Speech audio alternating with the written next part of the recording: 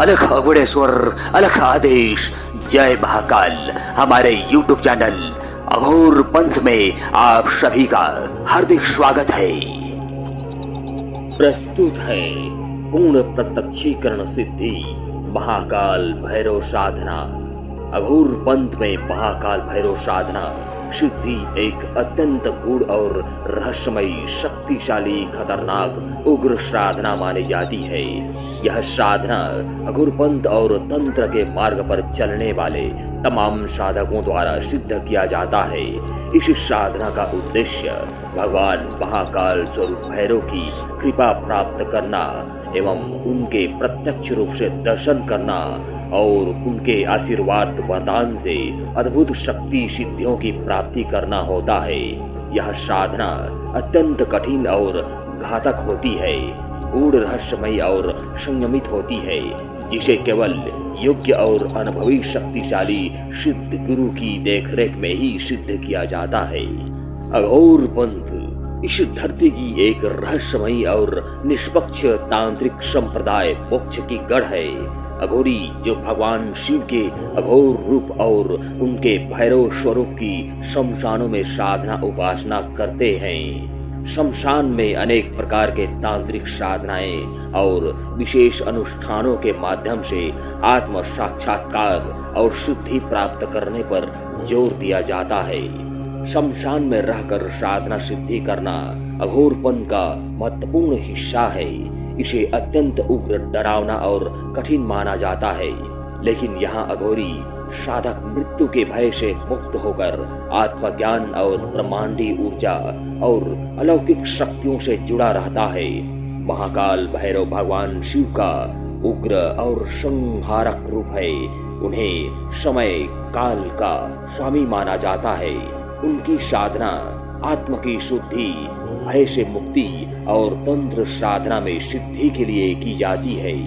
यह साधना कठिन है और जोखिमपूर्ण है, इसलिए इसे किसी योग्य गुरु के मार्गदर्शन में ही करना उचित रहता है। अघोर पंथ की यह साधना जीवन और मृत्यु के चक्र को समझने और आत्म साक्षात्कार की ओर एक कदम पूर्ण है। उदाहरण के लिए, जब इंसान मरता है तो उसका मृत शरीर कहाँ जाता है? तो उत्तर है घूम फिर कर शमशान। चाहे उनका जन्म कहीं भी कितने भी बड़े से बड़ा राजघराने के महलों में क्यों ना हुआ हो, लेकिन अंत समय वह शमशान में ही या तो मिट्टी में गड़ जाता है या अग्नि में जल जाता है, पर जाता जरूर है शमशान, यह याद रहे। और कहा जाता है शमशान घाट का राजा हरिश्चंद्र जी हैं एवं भूत प्रेत आदि तमाम आत्माओं का अधिपति श्री काल भैरव जी ही हैं। बचकर कहाँ जाओगे यदि नहीं करोगे कालों के काल श्री महाकाल की उपासना, और अंत समय जब प्राण जाएगा छूट तो बड़ा पछताओगे, क्योंकि लौटकर फिर नहीं आओगे। खाली हाथ ही आए थे और खाली हाथ ही जाओगे, साथ अपने सिर्फ कर्मों को ही ले जाओगे। इस प्रकार महाकाल भैरव साधना एक अत्यंत शक्तिशाली जरूरी साधना है, जो साधक को दिव्य अनुभव और असीम ऊर्जा प्रदान करती है। इसे पूर्ण श्रद्धा, भक्ति, संकल्प और सतर्कता के साथ सिद्धि उपासना करना चाहिए, परंतु गुरु की कृपा और मार्गदर्शन जरूरी है। वैसे तो यह साधना सामान्य व्यक्तियों के लिए नहीं होती है। इसे केवल वही साधक लोग करें जो अघोर मार्ग को समझते हैं, तंत्र लाइन से जुड़े हैं और तंत्र क्षेत्र का नियम धर्म का पालन करते रहे हैं। परंतु आगे हम तमाम ग्रस्त साधकों के लिए अच्छा सा सौम्य काल भैरव की साधना सिद्धि मंत्र पूर्ण विधि विधान सहित प्रस्तुत करेंगे। प्रस्तुत है महाकाल भैरव साधना मंत्र। विधि विधान। इस साधना को किसी भी माह के अमावस्या रात्रि या अष्टमी या रविवार से शुरू किया जा सकता है। इस साधना को कोई भी निडर साधक साधिका सिद्ध कर सकता है। यह रात्रिकालीन 41 दिवसीय साधना है। साधना स्थल शमशान है। साधना समय रात्रि 11 बजे से प्रारंभ किया जाता है। मंत्र जप के लिए प्राण प्रतिष्ठित रुद्राक्ष की माला का प्रयोग कर सकते हैं।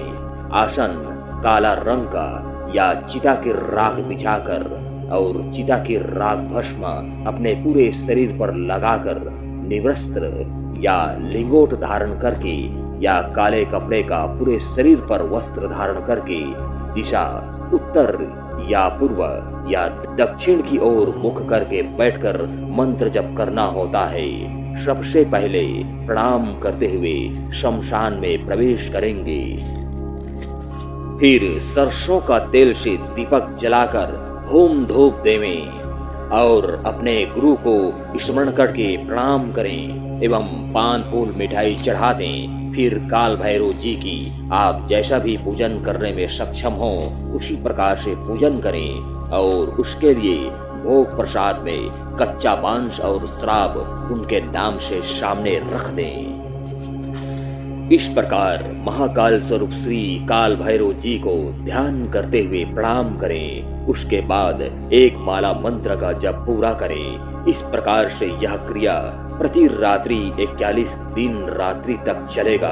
अंतिम रात्रि को आपका मंत्र जप पूरा होते ही श्री महाकाल स्वरूप काल भैरव जी गर्जन करते हुए विकराल रूप में आपके सामने साक्षात खड़ा होता है।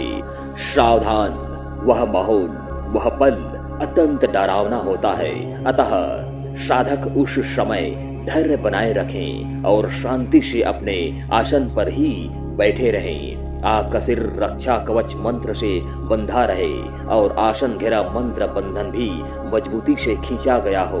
कुछ मिनट बाद जब वह शांत हो जाए तब उनको प्रणाम करते हुए भोग स्वरूप मंत्र मांस को सौंप दें और जब वह आपको आशीर्वाद देने के लिए तैयार हो जाए तो आप फिर 3 वचनों के साथ उनसे मनचाहा वरदान प्राप्त कर सकते हैं। यह सब बातें कहने में बड़ी सरल लगता है, परंतु नहीं, एक साधक ही जानता है इस प्रकार के साधना सिद्धि करने पर जब उग्र रूप में शक्तियां साक्षात सामने खड़ी होता है तो वह माहौल, वह घड़ी, वह एक एक सेकंड का पल कैसा होता है।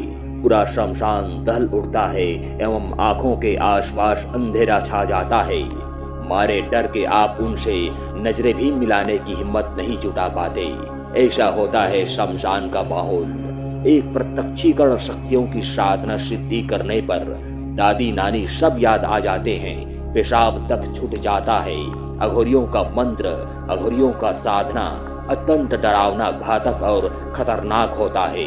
इसलिए डरपोक किस्म के खासकर नए साधकों को ऐसे उग्र प्रत्यक्षीकरण साधनाओं से दूर रखा जाता है, क्योंकि उस समय डर जाने पर आपका जान भी जा सकता है।